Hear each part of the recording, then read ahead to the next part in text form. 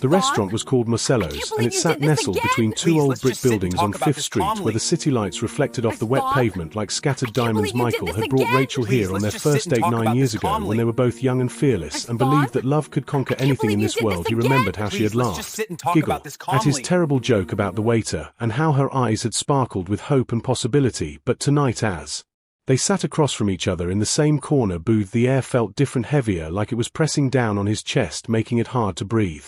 Rachel looked beautiful in her dark blue dress, her auburn hair falling across her shoulders in soft waves, but Michael noticed how she kept adjusting her napkin and avoiding his eyes. She was nervous, he could tell by the way her fingers trembled slightly as she reached for her water glass. They had been married for 8 years, and yet lately it felt like they were living separate lives, sleeping in the same bed but dreaming different dreams.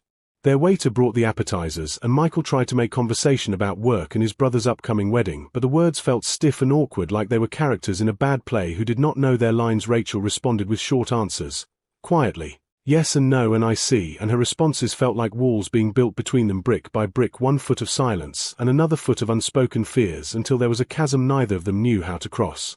Michael picked at his food and stared at the candle burning in the center of the table. He thought about the time 3 years ago when he had come home early from his trip and saw messages on Rachel's phone, messages from someone named Derek, messages that seemed too familiar, too intimate, too full of inside jokes and shared secrets. He had confronted her then, voice trembling, asking her what was going on, and she had cried, crying, and insisted that it meant nothing, that Derek was just someone from her yoga class who had developed feelings for her, and that she had never encouraged him. She had deleted the messages, she said, and promised it would never happen again. But it did happen again, not with Derek, but with doubt. Doubt had crept into Michael's mind like a weed spreading through a garden, and he could not kill it. No matter how hard he tried, he would catch Rachel texting sometimes, and his stomach would clench. He would notice her being secretive with her phone, and his heart would race. Rachel seemed to sense this, and in recent months she had become more distant, almost as if she was building a wall of her own to protect herself. The main course arrived, and they ate in silence, broken only by the soft clink of forks against plates and the muted conversation from other tables around them. People laughed and held hands and looked at each other with affection that Michael and Rachel no longer seemed to possess. They looked like ghosts haunting their own marriage. Finally Rachel set down her fork, and her hands trembled as she reached across the table. She did not quite touch him, but her hand hovered near his like a question mark hanging in the air, voice trembling. Michael, can I ask you something? She did not wait for him to answer. She pushed forward, her voice getting quieter. Do you still trust me? The question hung there between them, loaded with all the things they had never discussed properly, all the insecurities and fears and doubts that had been festering beneath the surface like an infection. Michael looked at her, really looked at her, and he saw the fear in her eyes, the desperate hope that maybe this question could be the turning point, the moment where everything changed and they found their way back to each other. But as he sat there in that restaurant where their love had been born, Michael realized that he did not know the answer anymore, or perhaps he did know, and he was afraid to say it aloud because saying it aloud would make it real and permanent and final. Michael stared at Rachel's face, and he saw the vulnerability there, the raw fear of someone who had been hiding something and now wondered if a secret had finally caught up with her. He opened his mouth to speak, but the words felt heavy like stones in his throat, and he could not quite push them out. Her hand was still hovering across the table, and he realized she was waiting for him to answer her question, but more importantly she was hoping he would lie to her. Pauses.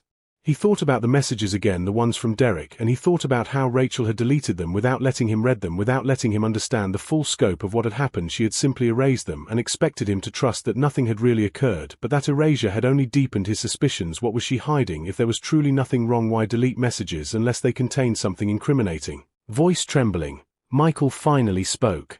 And his voice came out quieter than he intended. Do you want me to be honest with you, Rachel? Rachel pulled her hand back quickly as if she had touched something hot, and Michael watched as her eyes widened, gasping. She knew then that his answer was not the one she had been hoping for. She tried to recover, nervous, laughing a little laugh that sounded more like a plea. What do you mean? Do you not trust me, Michael? I would never. Stammers. She could not finish her sentence because they both knew it was a lie, or at least not a complete truth. Michael set down his fork carefully, and he leaned back in his chair, creating more distance between them. He felt something shifting inside him, something breaking that had been cracked and bleeding for 3 years. The restaurant around them suddenly seemed too quiet, too intimate, too small for what he needed to say. Sighs. Rachel, I never fully trusted you again after that night with Derek, not because of Derek specifically, but because you refused to let me understand what really happened. You deleted those messages. You made me feel crazy for questioning you. You never took responsibility for making me feel betrayed, and over the years that small crack became a canyon. Rachel started crying, her shoulders shaking, and she tried to reach for him again, but Michael did not move toward her. He sat still and watched as the woman he had loved for so long fell apart in front of him, and he realized that he felt nothing, no desire to comfort her, no urge to take back what he had said, no instinct to fix it. Voice trembling, I have spent 3 years trying to rebuild what you broke, Rachel, but you never actually acknowledged that you broke anything, you just pretended it did not happen and asked me to do the same, and I cannot do that anymore. The waiter approached, sensing the distress, but Michael waved him away with a quiet gesture. Rachel was hysterical laugh. Crying now, her face in her hands, and other diners were starting to look in their direction. Michael felt an odd sense of calm come over him, like he had been drowning, and finally his head was breaking the surface of the water. I think we made a mistake, Rachel, when we decided to stay together after Derek. I think we thought that time would heal the wound, but time only covers wounds, it does not heal them. Underneath, the infection has been growing, and now it has poisoned everything we built. Rachel looked up at him, shouting, "So what are you saying, Michael? Are you saying you want a divorce? Are you giving up on us after everything we've been through?" He could hear the desperation in her voice, and some part of him wanted to reach across that table and tell her that he would try again, that they could go to couples therapy, that they could find their way back, but another part of him, a part that had been growing stronger with each passing day, knew that the bridge between them had been burned too long ago, and it was time to stop pretending. "I am saying that I cannot be married to someone I do not trust," Michael replied, quietly. "And Rachel, I think deep down you have known this all along. That is why you asked me that question tonight. That is why your hands are shaking. That is why you have been so distant. It is because you know that you destroyed something in me, that I have been waiting 3 years for you to help me rebuild, and you never did." Michael stood up from the table, and Rachel gasped, gasping, her hand reaching out toward him in a desperate gesture that seemed to happen in slow motion. His decision felt both impossible and inevitable, like gravity itself was pulling him away from the table and toward the door, and he could not resist even if he wanted to. He signaled the waiter and paid the bill, while Rachel sat there frozen, her face streaked with tears and her eyes wide with disbelief. This was not how she had planned this evening to go, Rachel realized as she watched him prepare to leave. She had worn her best dress, and she had chosen this restaurant because it meant something to both of them, and she had hoped that maybe revisiting where their love had started would remind him of why they had chosen each other in the first place. But instead of reconciliation, she was watching the man she had married walk toward the door and out of her life, quietly. "Michael, wait," she called out. But her voice was too quiet, lost beneath the ambient noise of the restaurant.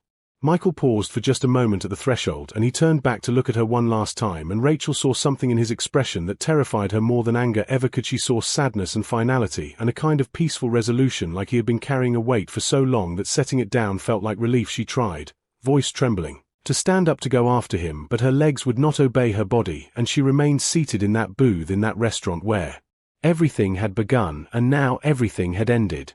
As Michael pushed through the heavy glass door into the cold night air, he felt the chill bite at his skin, and he realized that he was shaking. Sighs. But not from the cold. From somewhere inside him, a voice that sounded like his younger self kept asking questions. What if you are making a mistake? What if she really does love you? What if you should have fought harder? What if marriage is supposed to be about sacrifice and forgiveness and second chances? But Michael pushed those thoughts away because he knew that he could not go back to living in that limbo between staying and leaving, between love and doubt. The street was wet from earlier rain, and the city lights reflected in the puddles at his feet, creating a surreal landscape of broken images and fragmented colors. He walked without direction, without purpose, just moving forward, because moving forward felt like the only thing he could do. He thought about Rachel sitting alone at their table crying, and he wondered if she understood what had just happened. He wondered if she knew that he had not left her because he stopped loving her, but because he could not love someone he could not trust. Voice trembling. Back inside the restaurant, Rachel finally managed to stand up, and she made her way to the window, watching Michael disappear into the darkness of the city. She saw how he walked with his shoulders hunched, and his pace quick, like he was running from something or running towards something she could not see from where she stood. She realized in that moment that she had lost him, not just tonight but years ago, when she made the choice to delete those messages, when she chose secrecy over honesty, when she decided that lying by omission was better than facing the truth together. The waiter came to clear the plates, and he looked at Rachel with pity in his eyes. Quietly, "Can I get you anything?" Rachel shook her head, nervous. "No," and she sat back down in the booth, staring at the candle that continued to burn as if nothing had changed, as if the world had not just shifted on its axis. She thought about the messages from Derek, and suddenly she realized that keeping them secret had not protected their marriage. It had destroyed it brick by brick, day by day, until there was nothing left but the hollow shell of what they had once been. She pulled out her phone with shaking hands, and she scrolled through her contacts until she found Derek's name, and she stared at it for a long time. Pauses. Suddenly the weight of everything she had done came crashing down on her. Hysterical laugh.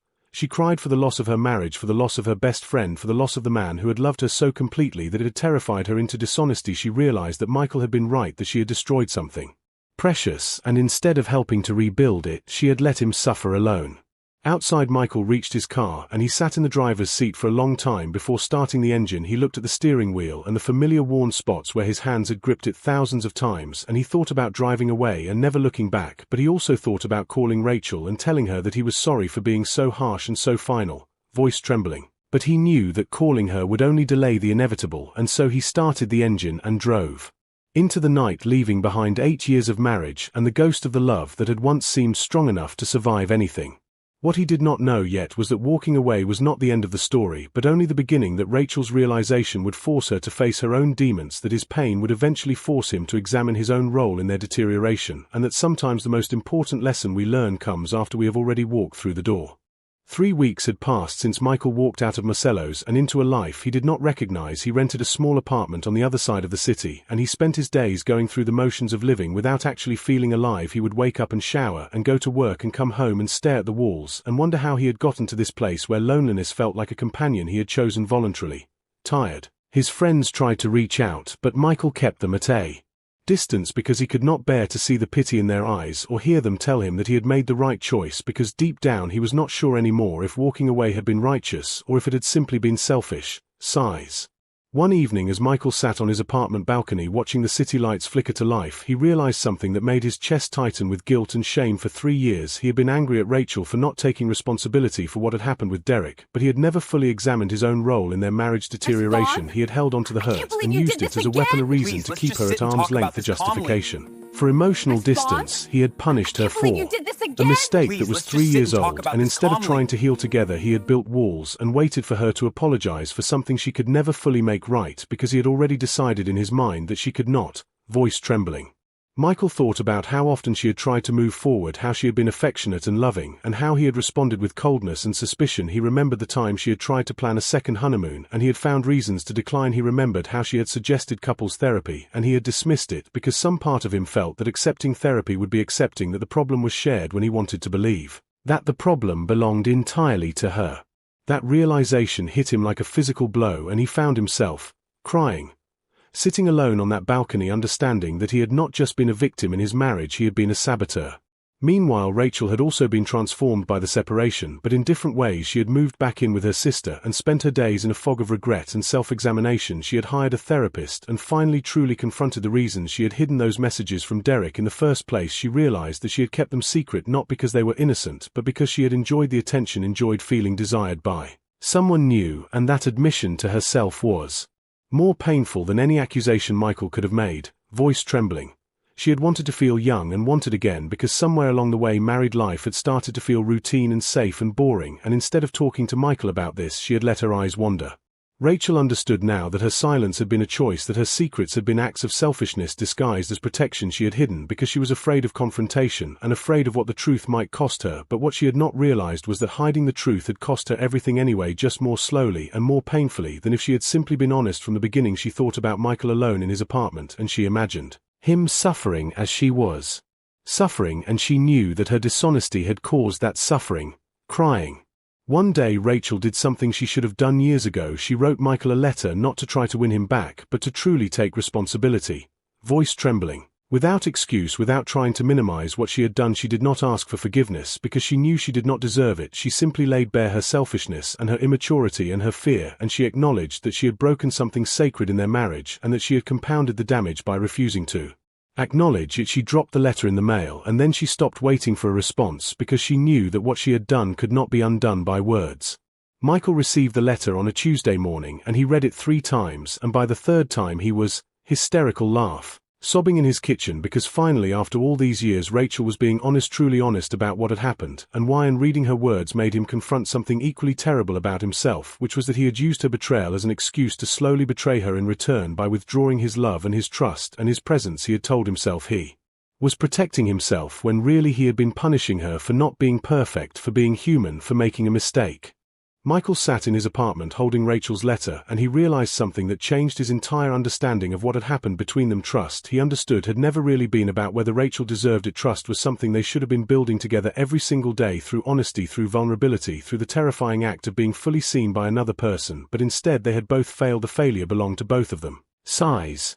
And that Understanding made him sadder and somehow also more at peace because he could stop blaming her and start forgiving both her and himself. 6 months after walking out of Marcello's, Michael found himself back in the same restaurant, but this time he was sitting across from Rachel at the same table in the same booth, and the symbolism of the location was not lost on either of them. They had agreed to meet to discuss the divorce paperwork, but something had shifted between them in the months apart. There was no anger left, only sadness, and a kind of gentle acceptance that they had failed each other and themselves. Rachel's eyes were tired and red-rimmed, and Michael noticed new lines around her eyes. Quietly, "I read your letter," he said, and Rachel nodded. Pauses. "I did not write it to change your mind," she replied, voice trembling. "I wrote it because I finally understood what I had done to us." They talked for hours that night, not about Derek or the messages or the reasons for the separation, but about themselves, about how they had both used fear as an excuse, how they had both chosen dishonesty over vulnerability, how they had both decided that love should be easy when really love is the hardest thing any two people can attempt. Rachel explained that after their separation she had spent months in therapy, understanding that her need for external validation had blinded her to the gift of having someone who loved her. Michael admitted that he had weaponized his hurt, that he had used Rachel's mistake as permission to slowly withdraw from their marriage without ever trying to genuinely repair it. Voice trembling. "We were both selfish," Michael said, voice trembling, "and we both made terrible choices." Rachel nodded with tears rolling down her face. Crying. "We destroyed something beautiful because we were afraid to be honest, because we were afraid to fight for real, because we were afraid of what we might discover about ourselves." She paused and looked directly at him. "If I could go back, I would tell you immediately about Derek. I would admit that I craved attention, that I was unhappy. I would give you the chance to fight for us instead of letting you discover it in secret messages," Rachel said, and Michael reached across the table and held her hand for the last time, not as a husband, but as someone who understood her pain because he had caused it and she had caused his.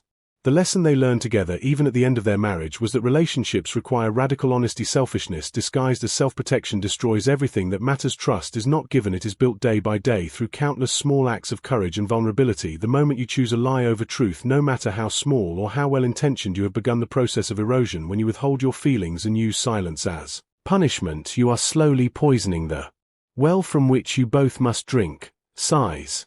Michael and Rachel signed the divorce papers a month later, but they did so with compassion and understanding rather than bitterness. They had learned that love and respect were not the same thing, and that sometimes the most loving thing you could do was let someone go. They had also learned that their marriage did not fail because of Derek's messages, or because of one moment of weakness. Their marriage failed because they both chose to respond to fear with dishonesty, because they both decided that protecting themselves was more important than protecting the relationship, because they forgot that marriage is not about being perfect, it is about being real. Walking through the doors of Marcello's for the last time, Rachel and Michael understood something profound. You cannot build a life with another person on anything other than truth. Love can survive many things, pain and anger and disappointment and conflict, but love cannot survive dishonesty and avoidance and the slow accumulation of secrets. Love needs honesty like flowers need sunlight, and without that essential element, even the most beautiful garden will wither and die. Voice trembling. They parted ways that evening with a sadness that was tempered by wisdom, and they both carried with them the knowledge that if they ever loved again they would do it differently. The story of Michael and Rachel teaches us that selfishness wears many masks. Sometimes it looks like protection, sometimes it looks like self-preservation, sometimes it even looks like love. What they failed to do was choose vulnerability over safety. They failed to communicate their needs openly and honestly. They failed to take responsibility for their own role in the relationship's deterioration, and most importantly, they failed to understand that true trust is not something you give once and then expect to keep forever. Trust is something you earn and rebuild and nurture through constant honesty and constant choice to show up as your real authentic self, even when that self is flawed and afraid and uncertain. Their greatest lesson was that the person you become when you refuse to be honest is often worse than the person you are trying to protect yourself from being. Quietly,